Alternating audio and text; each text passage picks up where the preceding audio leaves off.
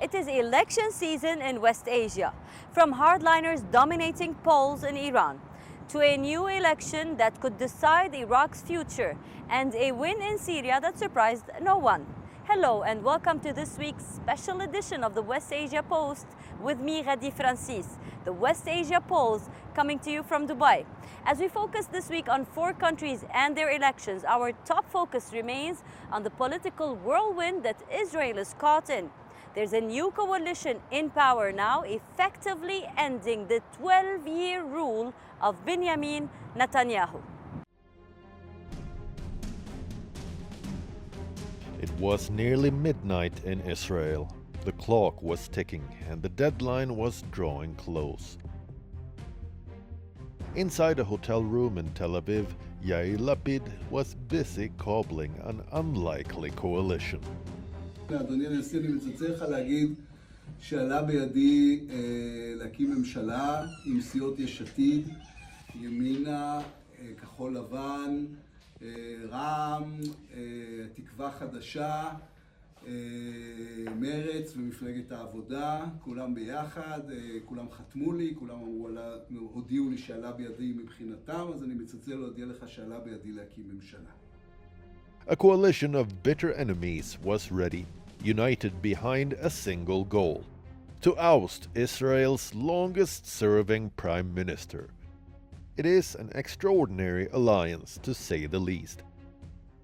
Yair Lapid, the leader of the centrist Yesh Atid party.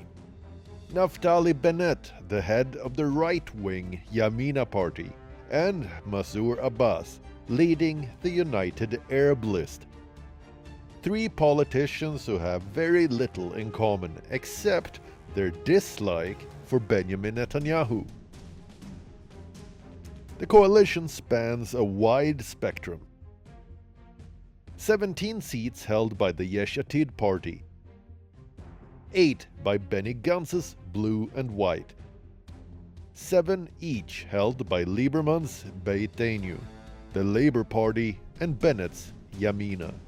Gideon Saar's New Hope and Meret's party have 6 each, and finally 4 seats held by the Abbas's United Arab List. The magic number is 61. And the 8 factions have a total of 62 seats. It was a deal that looked impossible to many. A leader of an Arab-Israeli party joining hands with a staunch Israeli nationalist.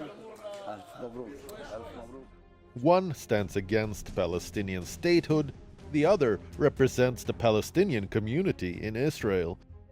An arrangement that reflects Israel's complex society, but mostly highlights its political dysfunction.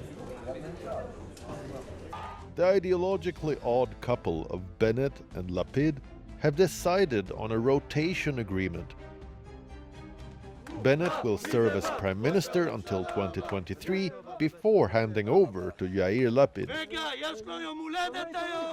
But Lapid's celebrations are currently on hold. The coalition must pass a vote of confidence in the Knesset. It is a complex process that stretches over weeks before the new Prime Minister is sworn in.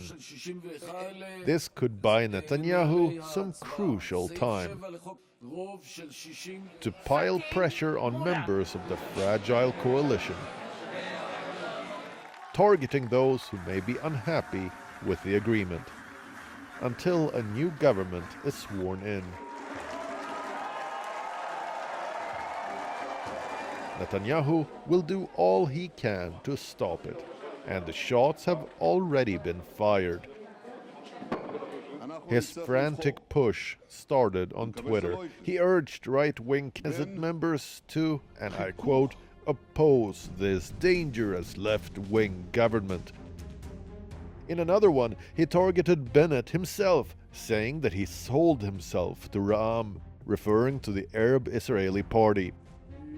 Given the coalition's razor-thin major majority, if last-minute defections do take place, Israel is staring at another election, It's fifth in a span of 2 years.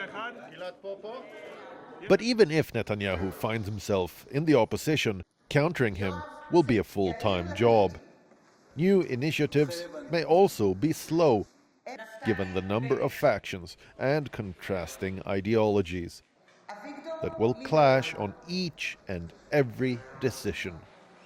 But for now, all of them have one reason to celebrate: the end of Netanyahu's 12-year rule over Israel.